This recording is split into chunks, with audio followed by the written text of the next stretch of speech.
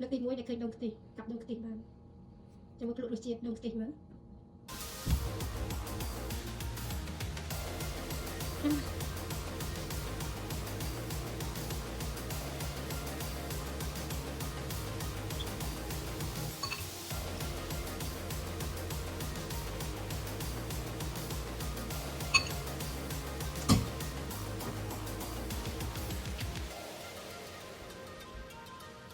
បងក៏ទិញពីវារិញមកឲ្យសាកមើលដងខ្ទិះចឹងតំសាកលើកទី1មើលរសជាតិវាបែបម៉េចអាដងខ្ទិះខ្ទិះរបស់គេមែនតែខ្ញុំយកទុកយូរពេកហ្នឹងឡើងចូលមកតាពីមកតានេះអ្នកទុកក្នុងទូទឹកកកតាំងពីបងទិញមកដូចជាអ្នកលក់ហ្នឹងក៏ទុកប្រហែលថ្ងៃនៅខាងក្រៅទៀតចឹងតែដូចជាតែសារតែដៃឃើញតំឃើញលើកទី1អញ្ចឹងដឹងថាជាប់នឹងសបកនេះ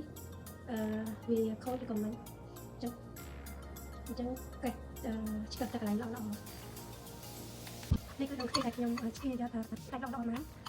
បានប៉ុណ្នេះហើយនេះគឺគ្រឿងសម្រាប់ដាក់ធ្វើបង្អែមដងខ្ទិះមានទុរេនផ្លែបឺហើយ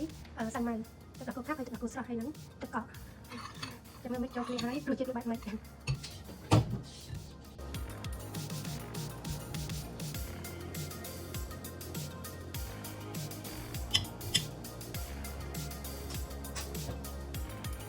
chúng tôi thích khi nhất là như thế nên từ đây tôi đã thấy đầu tiên đi dọc đường đây là cái khác đi dọc đường sẽ được trắng lại là không sao đi trong lúc mà đi nữa sẽ đánh các cái này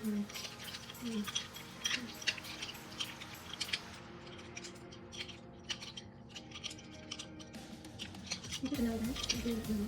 mình thịt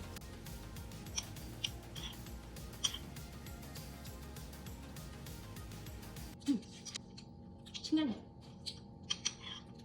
ăn nha tất cả các người chừng ăn